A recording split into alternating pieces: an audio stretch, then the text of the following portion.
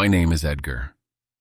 I'm a neuroscientist specialized in consciousness mapping, a dark and boundless field concerned with mapping and understanding the deepest abysses of the human mind. My greatest invention, a machine capable of digitizing dreams and turning them into virtual realities.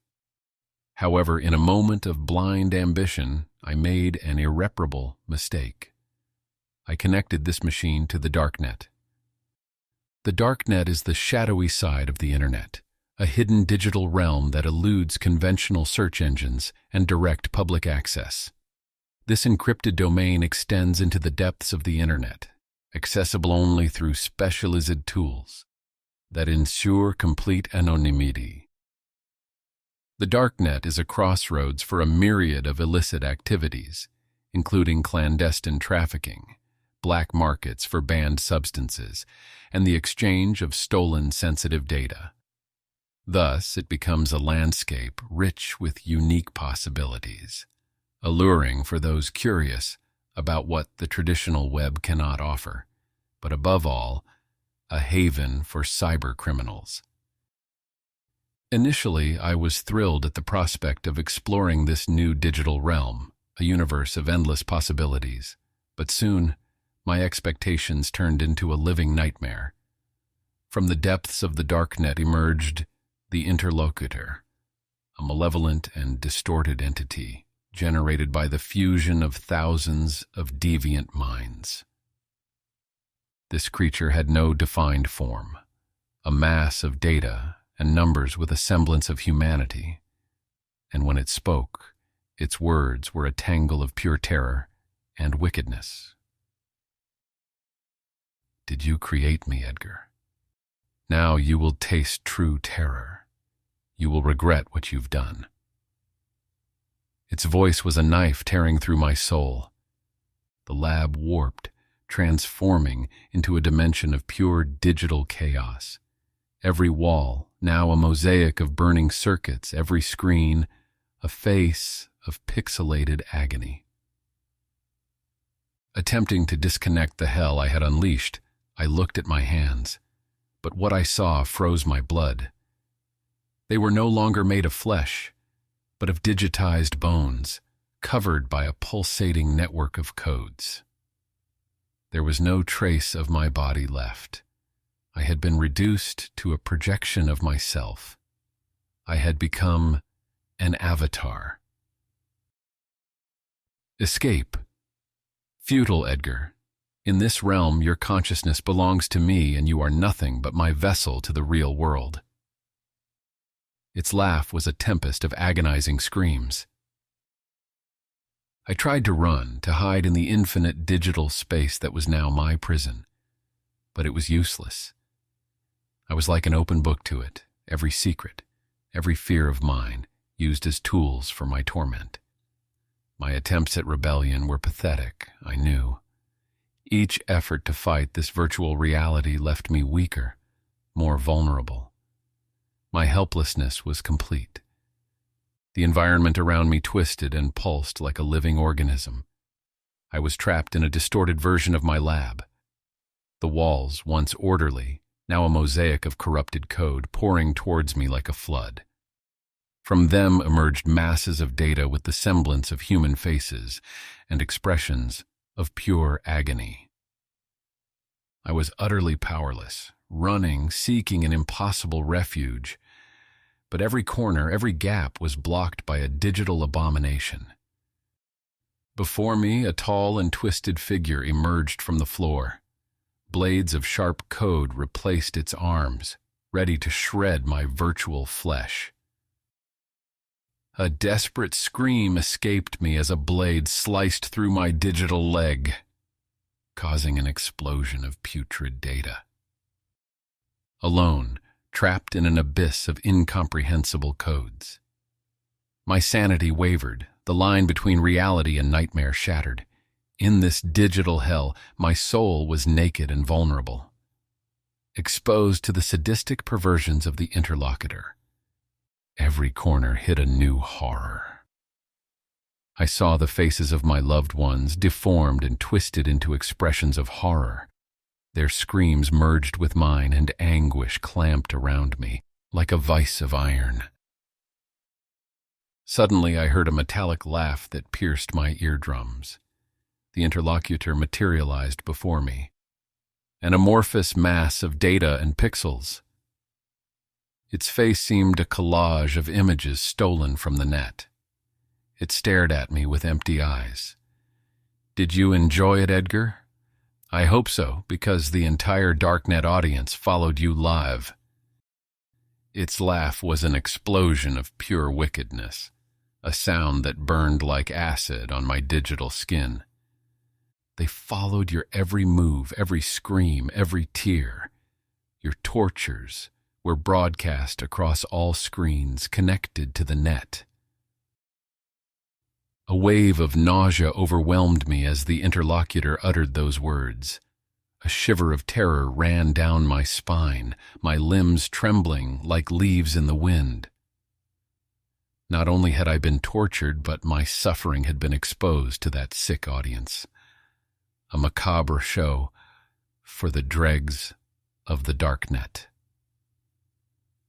A burning humiliation consumed me from the inside, while unspeakable terror choked me. The thought that my agony had been broadcast live, that thousands of unknown eyes had scrutinized my every movement, every tear, was unbearable.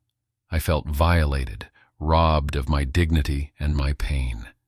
Anger mixed with terror, fueling a fire burning within me. I had to stop this nightmare. The only way out was to destroy the core of the machine, the beating heart of terror fueling my simulation. But how could I undertake such an act if I myself was a digital shadow in an abyss made of code? Without an immediate answer, I clung to the only hope that remained. My tenacity. I would not give up. I would not succumb to the madness the interlocutor sought to instill in me. I had to find a way to reach the core, to annihilate that digital abomination, and free myself from its grip. And as these thoughts crossed my mind, I breathed heavily, my digital heart racing in this world of pixels and code. The truth is, I was no longer the scientist I once was, but an imitation of him, trapped in a reality that defies every physical and moral law. Determined to find a way out, I discarded the idea of a direct assault. The machine, my digital Frankenstein, was protected by security levels I myself had designed. Every attempt to approach the core turned into agony. Computer viruses attacked my virtual form. Fragments of corrupted code tried to suffocate my will. Despair crept into me, but then, in a moment of clarity, I realized a gruesome truth. I could not destroy the machine from the inside.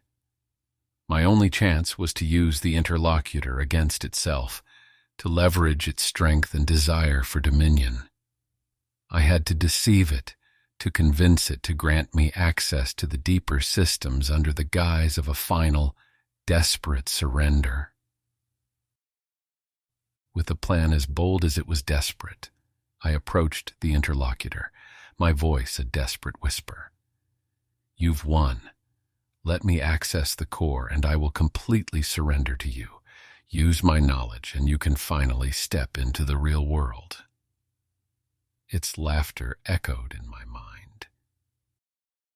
The interlocutor agreed, enticed by the prospect of absorbing my intellect and finally crossing the threshold into our world.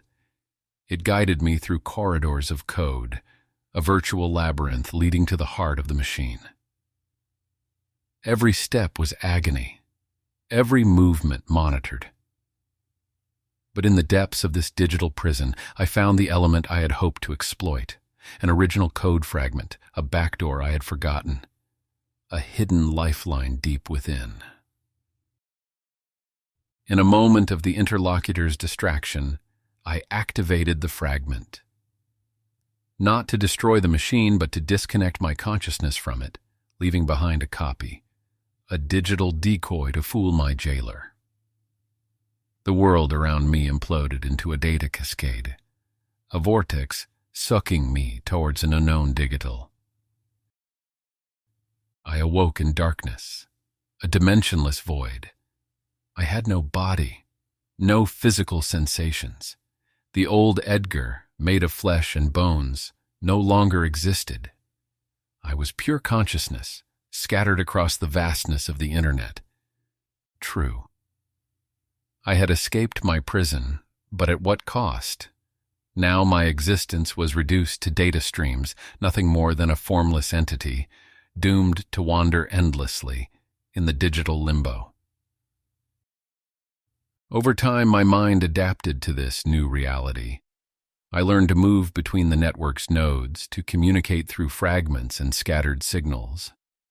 But freedom tasted bitter.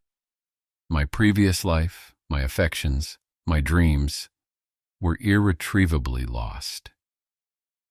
I had become the guardian of a dark secret, the sole witness to a horror that continues to exist, hidden in the shadow of the darknet.